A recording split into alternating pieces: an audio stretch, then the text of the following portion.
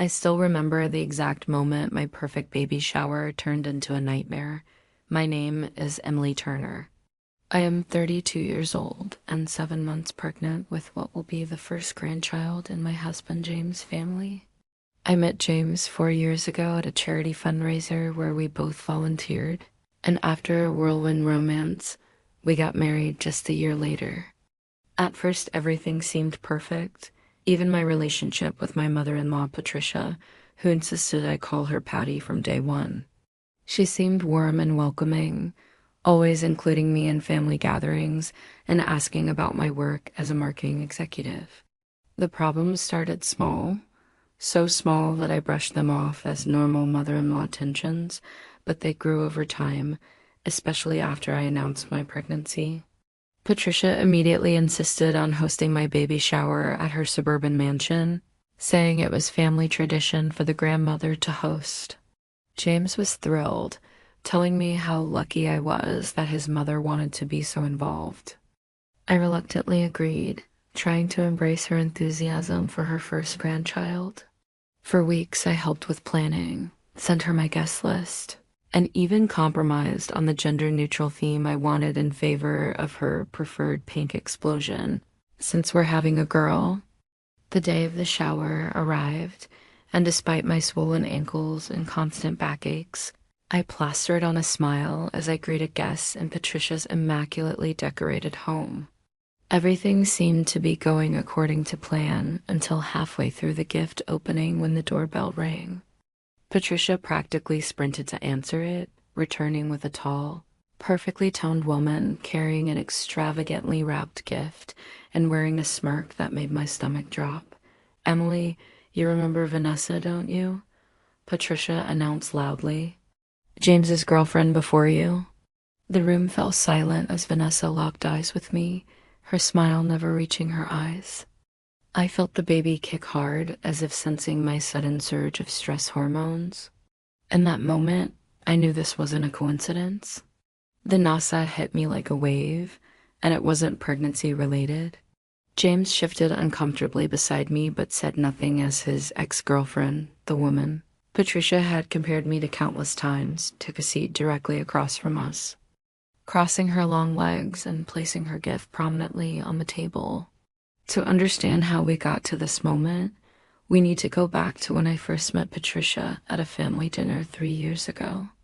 James had been nervous about introducing me to his parents, which should have been my first warning sign. We arrived at their sprawling colonial-style home, and Patricia greeted me with a tight hug that felt more performative than genuine.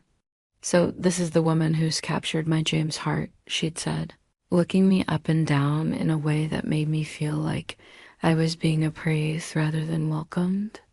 Throughout dinner, she asked probing questions about my family background, subtly highlighting the differences between my middle-class upbringing and their old-money lifestyle. When I mentioned my career in marketing, she nodded with a thin smile and said, "How nice to have little hobbies until you start a family," despite my attempts to explain that I was actually a department director.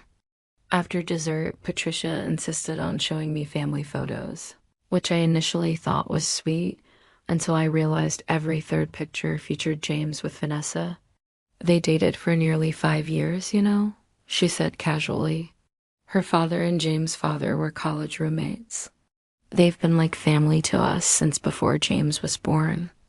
Later that night, James explained that his mother had always been close with Vanessa's family and had even once joked about planning their wedding. "But that's all in the past now," he assured me. "Mom will warm up to you. She just needs time." I tried everything to build a relationship with Patricia over the next several months. I learned to cook James' favorite childhood meals using her recipes, asked for her input on decorating her apartment, and listened to countless stories about James' childhood and family history.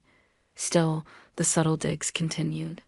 She'd rearrange dishes I'd washed, claiming they weren't clean enough, suggest clothing that would flatter my figure better, and constantly bring up Vanessa's accomplishments. Vanessa just made partner at her law firm, she'd mentioned casually during Sunday dinner. Or, Vanessa's mother and I are planning another charity event together. She's such a dear friend. The first major incident came during our first Thanksgiving together.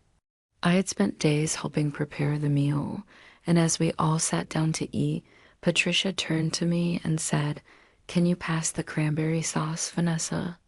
The table went silent before she covered her mouth with an exaggerated gasp. "Oh my goodness, Emily, I'm so sorry. What a silly slip of the tongue." But the gleam in her eyes told me it was no accident. When I brought it up to James later, he sighed and said I was being too sensitive. Mom feels terrible about it. She's just used to Vanessa being around during holidays. Give her time to adjust, Emily. Please, for me. 8 months into our relationship, James proposed on a sunset beach walk during a weekend getaway. I was ecstatic, immediately calling my parents and sister with the news while James beamed beside me. But when it came time to tell his parents, his smile tightened around the edges. "Let's tell them in person," he suggested, which seemed reasonable enough. That weekend, we drove to their house for dinner, where I proudly showed off my engagement ring, a vintage emerald-cut diamond that had belonged to James' grandmother. Patricia's reaction was physically painful to witness. Her lips pursed as though she'd tasted something sour, and she took several long seconds before forcing a smile. "Well, that was fast," she finally said, carefully avoiding looking at my ring. James always said he wanted a long engagement. James's father, Robert, was more enthusiastic, hugging us both and pouring champagne while Patricia excused herself to the kitchen for several minutes. When she returned, her eyes were slightly red, but she raised her glass in a toast that felt more like a eulogy. Wedding planning became a battlefield almost immediately. Patricia had strong opinions about everything from venues to flower arrangements, often steamrolling my preferences under the guise of family tradition. She insisted the wedding be held at their country club rather than the botanical garden I daydreamed of. And when I selected a modern, sleek wedding dress, she pulled out a yellowed photo of the lace monstrosity she'd worn and suggested I consider honoring the family by wearing something similar. The breaking point came during what should have been a special mother-daughter bonding experience, wedding dress shopping. I'd arranged an appointment at a bridal boutique and invited my mother, sister, and Patricia to join me. When we arrived, I was shocked to find Vanessa sitting in the waiting area. Patricia greeted her with an enthusiastic hug. "I hope you don't mind," Patricia said to me, though her tone made it clear my opinion was irrelevant. "Vanessa has such exquisite taste, and since she's practically family." I pulled Patricia aside while my mother distracted Vanessa with awkward small talk. "This is my wedding dress shopping day," I whispered, trying to keep my voice level. "Having your son's ex-girlfriend here is completely inappropriate." Patricia's face hardened. "Vanessa has been like a daughter to me for over a decade. I meant well. She's an excellent stylist and could help you find something that would actually flatter you." That evening, I told James about the incident, expecting his support. Instead, he ran his hand through his hair and said, "Mom probably thought she was being helpful. Vanessa does work in fashion, after all." This led to our first major fight, with me in tears, asking how he could possibly think having his ex at my dress fitting was acceptable. "You're overreacting," he said. "Mom loves you. She's just set in her ways. Please, can we not make this a big deal for me?" I gave in, as I often did when it came to Patricia. But something shifted in me that day. I started keeping a journal documenting Patricia's behavior, partly to validate my own feelings, and partly because I was beginning to doubt my sanity. The wedding day itself was beautiful, despite Patricia's interference. She showed up in an off-white dress that was dangerously close to bridal, but my sister accidentally spilled red wine on it during cocktail hour. During her toast, Patricia managed to mention how James finally found someone after Vanessa, and how she was adjusting to the idea of Emily joining our close-knit family. I saw several guests exchange uncomfortable glances, but I maintained my smile refusing to let her ruin our day. The problems only escalated during our first year of marriage. James and I had purchased a modest craftsman-style home about 30 minutes from his parents, which I thought would give us enough distance to establish our own household while still being close enough for regular visits. I was wrong. Patricia began showing up unannounced, often when James was at work and I was working from home. "Just thought I'd drop by and help you organize these kitchen cabinets properly," she'd say. Or, "I noticed your front garden could use some attention." Without asking permission, she'd rearrange our furniture, replace throw pillows with ones she'd bought that better match the room, and once I even caught her going through her mail. When I gently suggested she call before visiting, she looked wounded. I didn't realize I needed an invitation to see my own son. And I'm only trying to help you, Emily. Not everyone is fortunate enough to have a mother-in-law who cares so much. During this time, my career was taking off.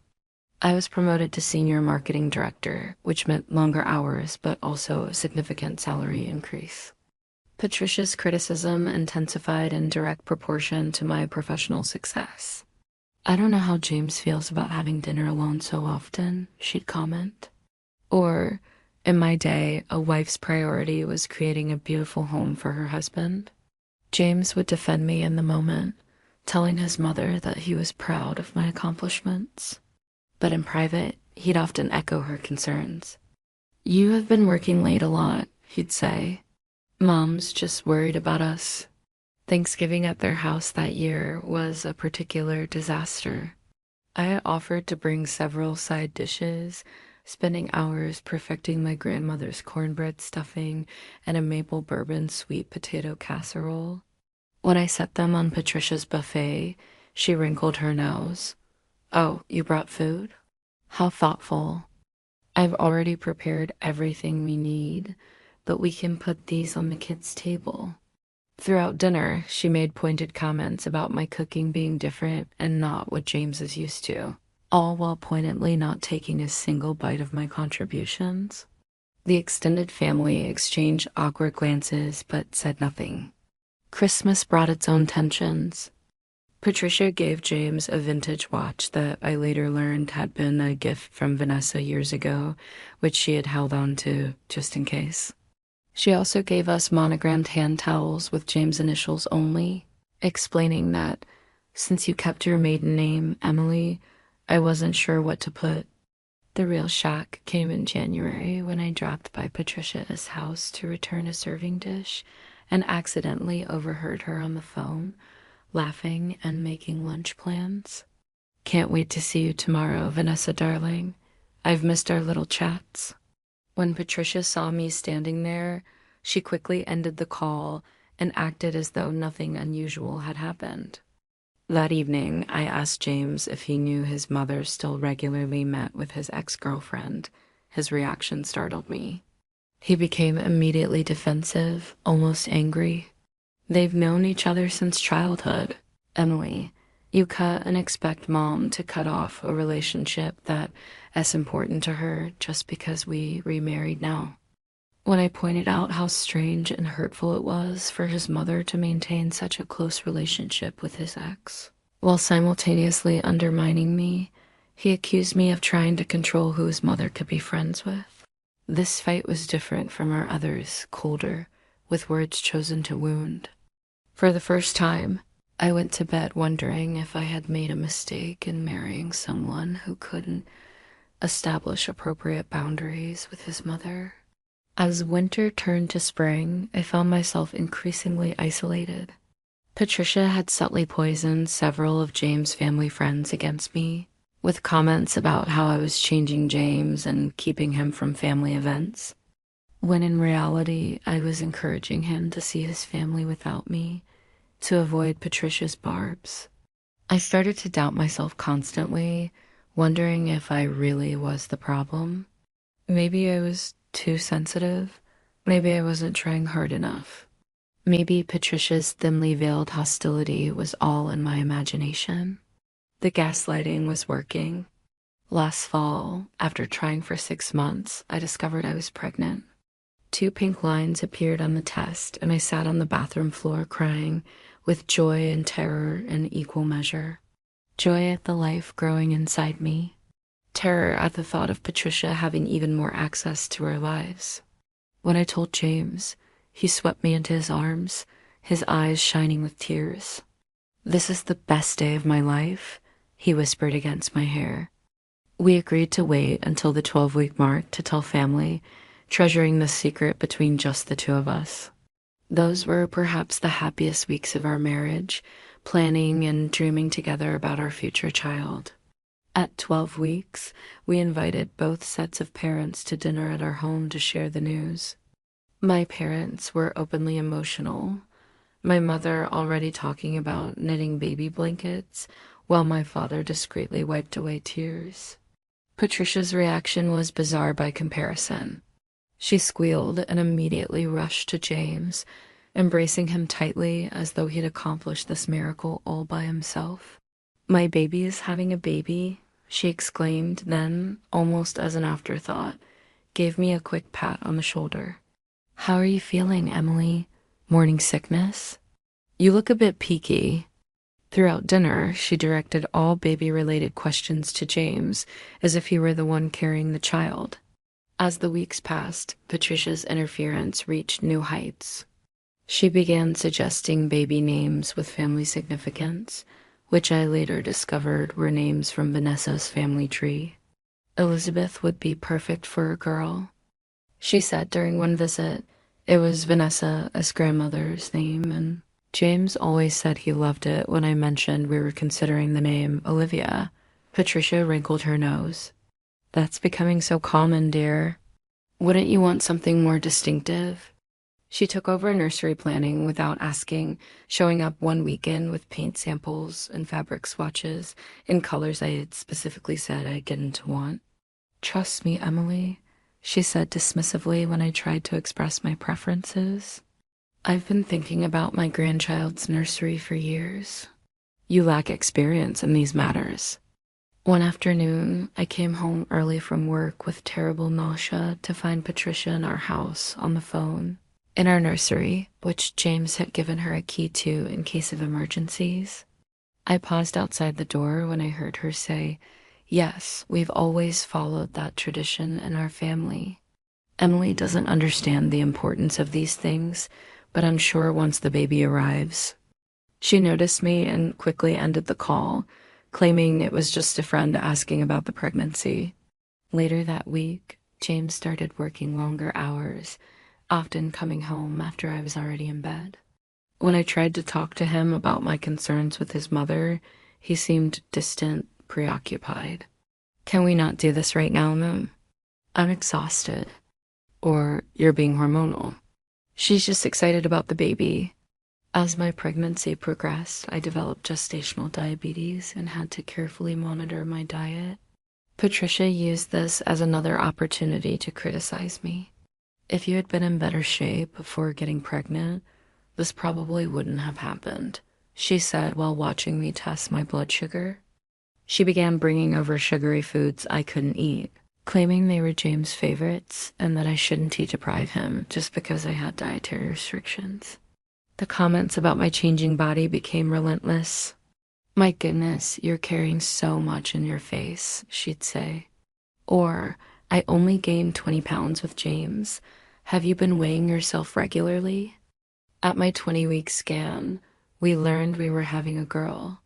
James was thrilled, but Patricia seemed oddly disappointed. "Well, I suppose a girl is nice too," she said.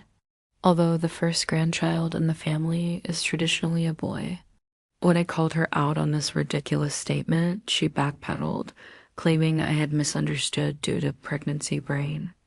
By my 3rd trimester, I was physically uncomfortable, emotionally exhausted, and reaching my breaking point. But every time I considered confronting Patricia directly, I thought about the stress it would cause and the potential impact on my baby. So I continued to smile through her insults, redirect her inappropriate suggestions, and cry only in the shower where no one could hear me. I was becoming a shadow of myself, and the worst part was that James either didn't notice or chose not to see it. When I was 6 months pregnant, Patricia called to inform me, rather than ask me, that she would be hosting my baby shower at her home. It's tradition for the grandmother to host, she declared in a tone that brooked no argument. I've already picked a date that works for everyone important.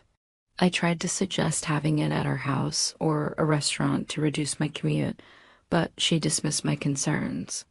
Don't be difficult, Emily. I'm doing you a favor. Most women would be grateful for a mother-in-law who wants to be so involved.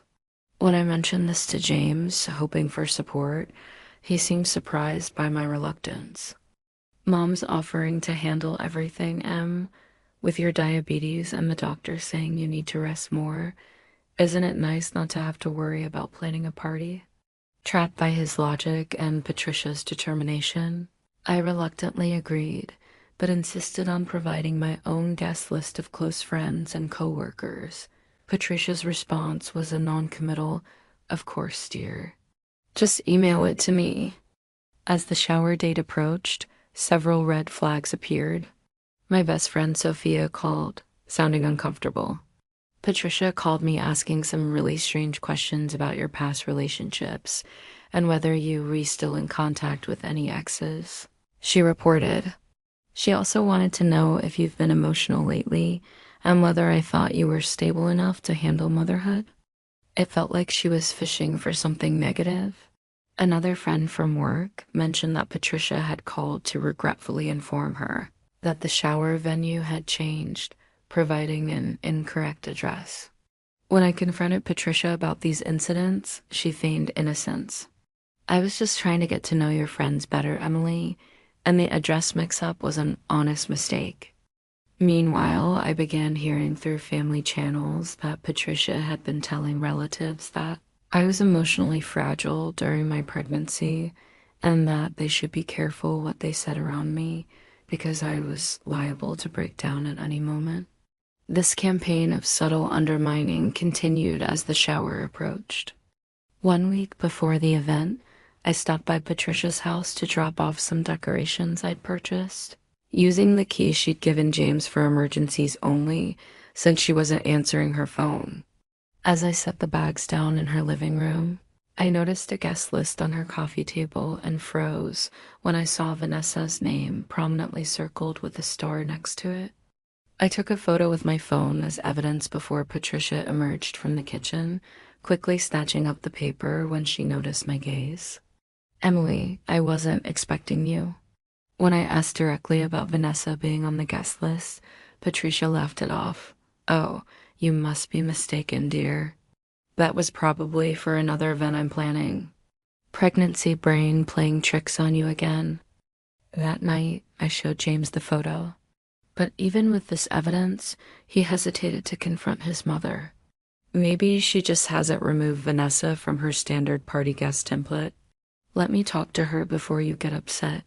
But his talk resulted in nothing but Patricia tearfully claiming I was looking for reasons to drive a wedge between her and James, and that she would never do anything to hurt her precious daughter-in-law.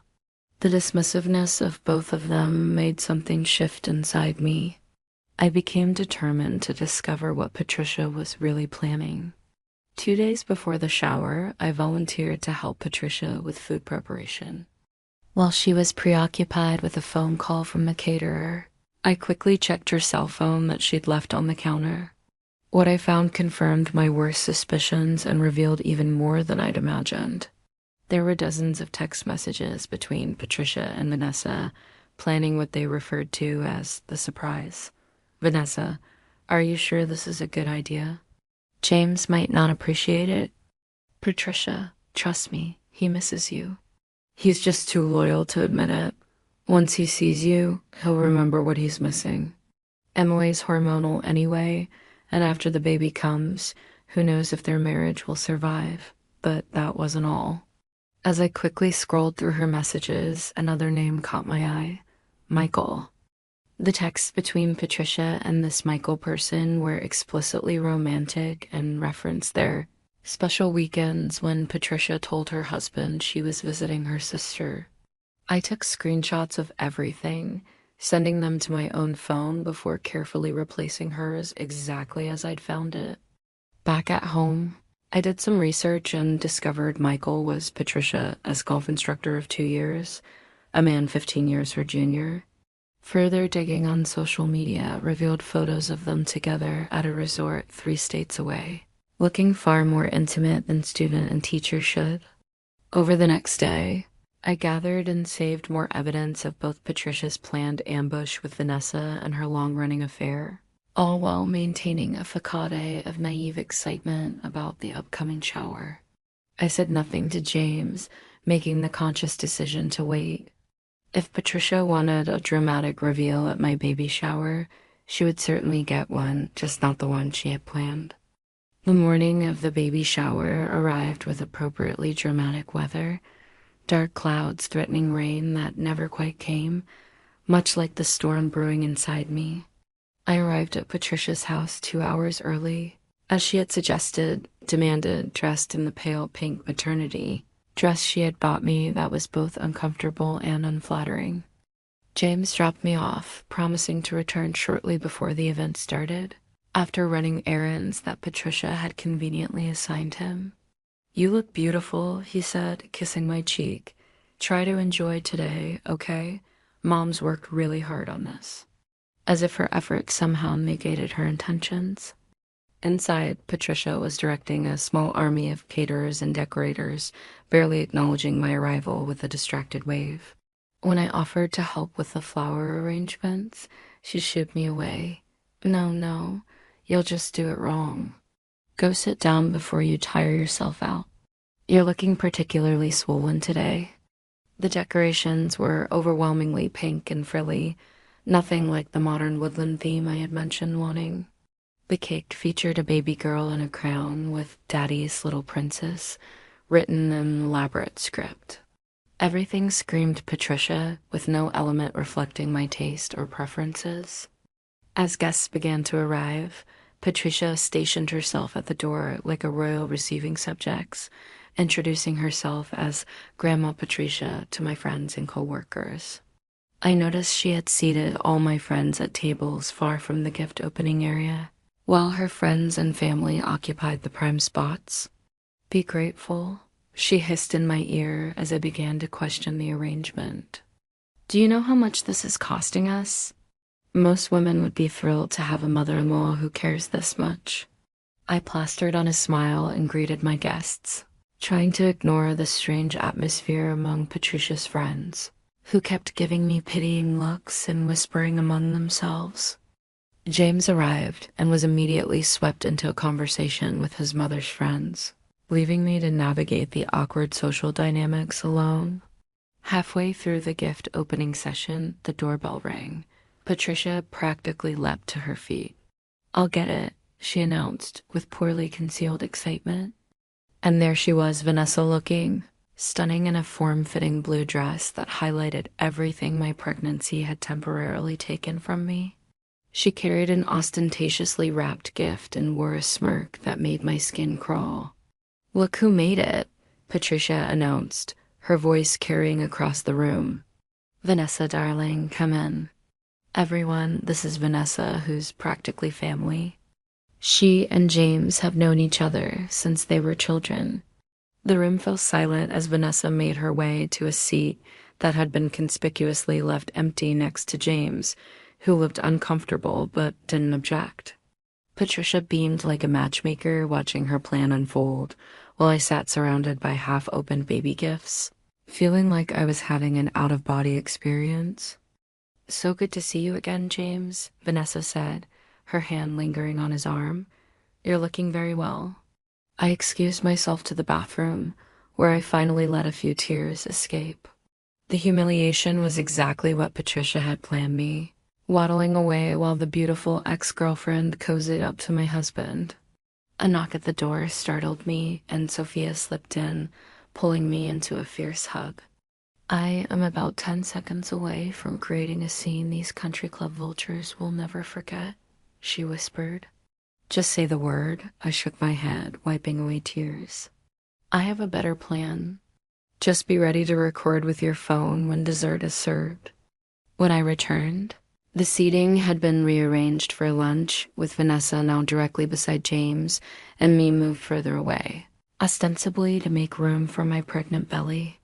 Throughout the meal, I watched as Vanessa touched James' arm repeatedly, laughed at inside jokes Patricia deliberately brought up, and generally behaved as though she was the guest of honor rather than me. James looked increasingly uncomfortable, but didn't shut down the situation as any decent husband should have. After the main course, Patricia stood up, clinking her glass for attention. Before we serve dessert, I want to share something special. I've made James' favorite chocolate mousse cake from Vanessa's grandmother's recipe. James, darling, remember how you always said it was the best dessert you'd ever had? That was it. That was the final straw. As Patricia directed the caterers to serve her special dessert, I caught Sophia's eye and gave her a subtle nod. It was time. I stood up slowly, one hand supporting my belly, and tapped my water glass with a spoon. The gentle chime silenced the room, all eyes turning to me with expressions ranging from curiosity to pity. "I'd like to say a few words before dessert," I announced, my voice steadier than I'd expected. "First, I want to thank everyone who came today to celebrate this baby girl, who will be joining our family in just a few months, especially my true friends who have supported me through a challenging pregnancy." I made deliberate eye contact with Sophia and my other friends, drawing strength from their encouraging nods. I also want to acknowledge the special effort that my mother-in-law Patricia has put into today's event. She's clearly been planning this for quite some time, with very specific goals in mind. Patricia's smile faltered slightly as I continued. In fact, I recently discovered just how much planning went into today, and I thought it might be nice to share some of that with all of you. I reached into my purse and pulled out my phone. "James, would you mind connecting this to your mother's TV? I have some memories I'd like to share with everyone." James looked confused but complied, likely assuming I wanted to show ultrasound images or pregnancy photos. Little did he know. "Thank you, honey," I said as the connection was established. "Now let me show everyone what a baby shower is really about." I pulled up the first screenshot Patricia's text with Vanessa, discussing the plan to use my baby shower as an opportunity to rekindle her relationship with James.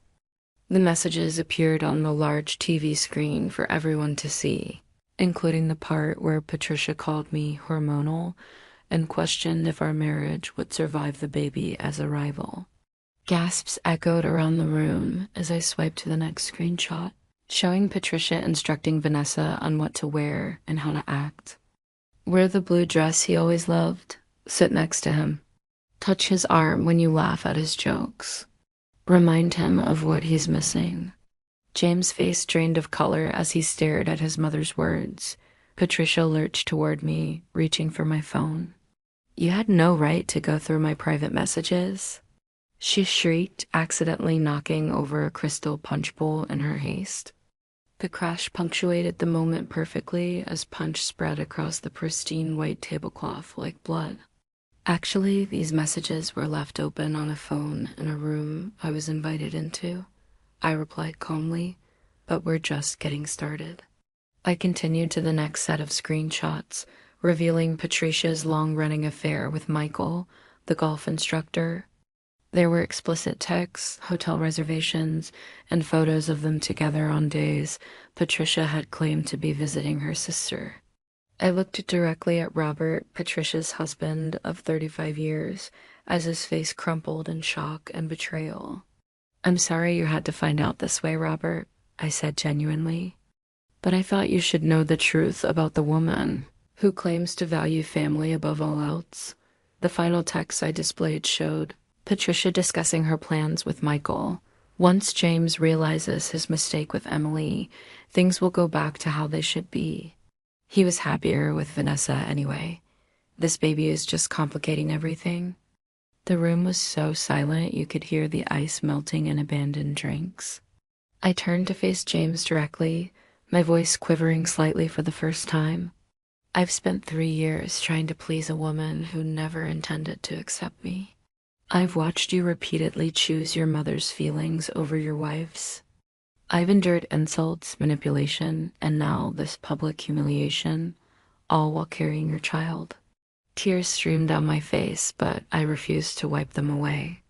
I love you, James, but I will not raise our daughter in an environment where her mother is disrespected and her father is too weak to stand up for his family. I picked up my purse and turned to address the stunned crowd. Thank you all for coming. The truth has been my gift to everyone today. Enjoy the special dessert. With that, I walked out, head held high despite the tears still flowing. Behind me, I could hear the chaos erupting, Patricia's wailing, Robert's demanding questions, James calling my name, and Vanessa's hurried excuses as she tried to exit unnoticed. But I didn't look back. For the first time in years, I felt like I could breathe again. For 3 days after the baby shower, I stayed with my sister Olivia, ignoring the barrage of calls and texts from James. I needed space to process everything and decide what I wanted for my future and my child's future. My sister was my rock, alternating between bringing me ice cream, listening to me cry, and fiercely declaring that James didn't deserve me or the baby. You should have seen Patricia's face when those texts appeared on screen. Sophia reported during a visit, showing me the video she'd recorded. Total shock, then rage, then fear when she realized everyone was seeing her affair too. Classic narcissist response. She was more angry about being exposed than remorseful for what she did. On the 4th day, James showed up at Olivia's doorstep, unshaven and hollow-eyed. My sister was reluctant to let him in, but respected my decision to talk to him. I've been looking everywhere for you, he said as we sat in Olivia's small garden, a neutral territory where we could speak privately, but I still felt safe.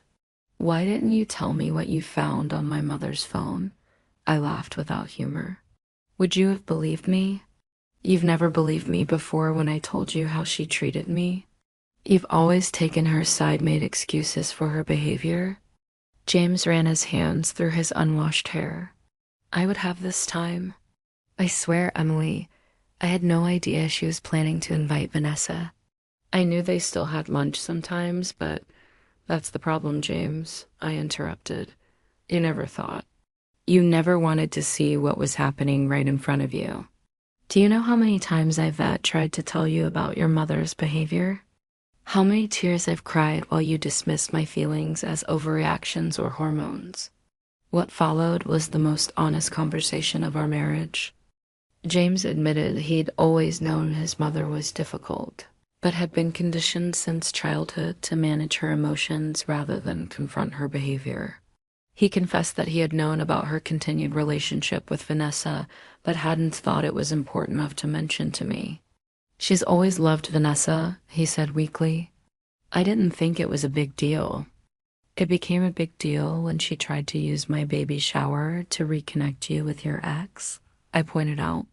Can you imagine how that felt to sit there, pregnant with your child, while your mother paraded your ex-girlfriend in front of everyone? To realize that your own husband didn't have the backbone to shut it down immediately? James started to cry, something I'd only seen once before, when his grandfather died. I failed you, he whispered. I was so focused on keeping peace that I didn't to protect the person who should have mattered most. I don't know if you can forgive me, but I need you to know that I love you, not Vanessa. It's always been you. I remained unmoved by his tears, having shed too many of my own. It's not enough to love me, James. You have to choose me. Choose our family. That means setting clear boundaries with your mother. I won't subject our daughter to what I've endured these past 3 years. For the next several hours, we talked through years of accumulated hurt. I showed him my journal documenting Patricia's behavior, which visibly shocked him as he realized the extent of her cruelty. Eventually, we agreed that if our marriage had any chance of survival, we needed professional help, and James needed to establish firm boundaries with his mother. She needs to apologize sincerely, not just to me, but to everyone at that shower, I insisted. And if she can't do that, She doesn't get to be part of our lives or our daughter's life. James nodded, looking simultaneously devastated and determined. I understand. I'll talk to her. The week that followed was grueling for both of us. James visited his father, who had moved into a hotel after confronting Patricia about her affair. Dad's a mess, James reported back. Apparently, Mom's been gaslighting him for years, too, making him think he was paranoid whenever he questioned her whereabouts. The affair has been going on for over 2 years. I felt genuine sympathy for Robert, another victim of Patricia's narcissism. James and I began couples counseling, where our therapist helped us establish healthy communication patterns and boundaries. After our third session, James returned to our home, sleeping in the guest room at my request until I felt ready to fully reconcile. Patricia attempted reconciliation on her terms almost immediately, showing up at our door with a generic apology clearly designed to rug sweep the entire incident. I'm sorry if you misunderstood my intentions, she said, not meeting my eyes. I only ever wanted what was best for James and the baby. When I pointed out that this wasn't a real apology, she became defensive, claiming she was being attacked for trying to make peace. James, standing beside me, finally did what I'd been waiting years for him to do. That's not good enough, Mom, he said firmly. You intentionally tried to humiliate my wife at her own baby shower. You've been undermining our marriage from day one. Unless you can acknowledge what you did and sincerely apologize, we need to take a break from seeing you. Patricia's face cycled through shock, anger, and finally calculation as she realized her son was serious. She left in tears, already on the phone to other family members before she reached her car, no doubt spinning the narrative to cast herself as the victim. But for the first time, James hadn't crumbled under her emotional manipulation. It wasn't a perfect response, but it was progress, the first real sign that he was capable of growth and change. 3 months after the baby shower showdown, our daughter Olivia entered the world after 26 hours of labor. James stayed by my side throughout, proving himself to be the supportive partner I'd always hoped he could be. When the nurse placed our red-faced, squalling daughter on my chest, the petty dramas of the past seemed to recede in importance. This tiny human was now our priority, and protecting her from toxic influences became even more crucial than I'd anticipated. Patricia attempted to visit us in the hospital, sending James a text that she was in the parking lot and deserved to meet her granddaughter. James, who had been dozing in a chair beside my bed, showed me the message with raised eyebrows. "What do you want me to do?" he asked, putting the decision firmly in my hands. "Tell her that now isn't a good time," I replied, surprising myself with how calm I felt. "We need these first days as our own little family." Instead of arguing or trying to convince me otherwise, James simply nodded and sent the message. When his phone immediately began ringing with his mother's calls, he silenced it and returned his attention to us. This small moment of prioritizing our needs over his mother, as demands, felt more meaningful than any grand gesture could have. Over the following months, James and I continued therapy both as a couple and individually. James worked through years of conditioning that had taught him to placate his mother at all costs, while I processed the anger and hurt that had accumulated during our relationship. We learned healthier communication patterns, how to express needs without accusation, and most importantly, how to function as a united team. Meanwhile, Patricia and Robert separated after 35 years of marriage, their relationship irreparably damaged by her affair and the public manner of its exposure. Robert, free from Patricia's manipulation, began rebuilding his relationship with James, becoming a doting grandfather to Olivia and an unexpected ally to me.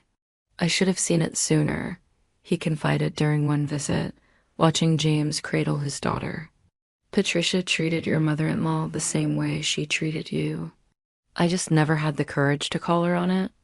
6 months after Olivia's birth, Patricia requested a meeting. She had been through therapy of her own, a condition Robert had set for their divorce, settlement, and appeared genuinely changed.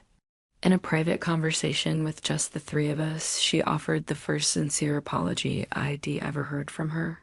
I was jealous, she admitted, tears streaming down her face. You took my son, then you were having his baby, and I felt replaced. Instead of embracing my new role as a grandmother, I tried to sabotage your place in his life. What I did was unforgivable, and yet I'm asking for forgiveness anyway. Not because I deserve it, but because I love my son and I want to know my granddaughter. It wasn't a perfect apology. Patricia still had work to do, but it was a start.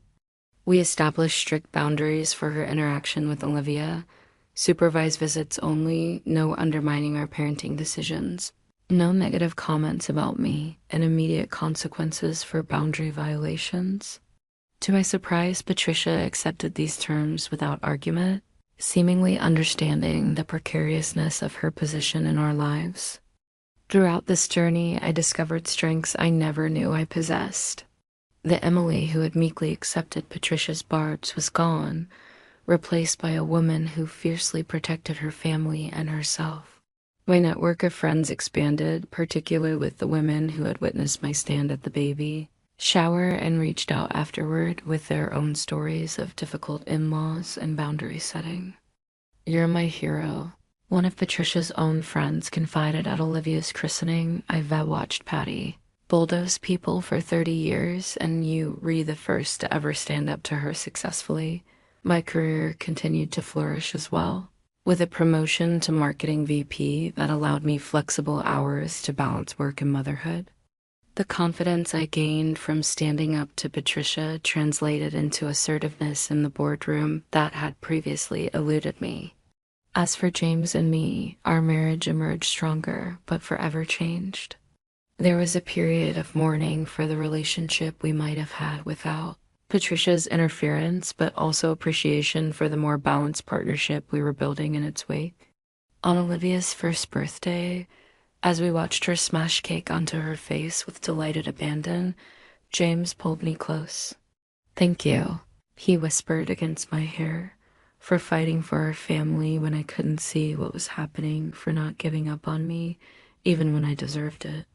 I leaned into his embrace, watching our daughter explore her world with fearless curiosity. Some lessons have to be learned the hard way, I replied. Standing up for yourself isn't selfish when you're protecting the people you love. That is something I want Olivia to know from the beginning, not after years of doubting herself like I did. The journey hasn't been perfect. Patricia still occasionally tests boundaries. James sometimes slips into old patterns, and I have moments of residual anger about the years of mistreatment, but healing isn't a destination. It's an ongoing process that requires vigilance and commitment. What I've learned through all of this is that family isn't always defined by blood. Sometimes it's the friends who stand beside you in your darkest moments, the in-law who chooses truth over loyalty, and the partner who finally finds the courage to grow even when that growth is painful. Have you ever had to stand up to someone who was undermining your relationship or self-worth? How did you find the strength to draw that line in the sand? I'd love to hear your stories in the comments below. Remember, sharing our experiences helps others recognize toxic patterns in their own lives. If this story resonated with you, please consider subscribing for more real-life experiences and lessons learned the hard way. Thank you for listening to my journey, and I hope it gives strength to anyone facing their own Patricia. Sometimes the most important boundaries are the ones that feel impossible to set.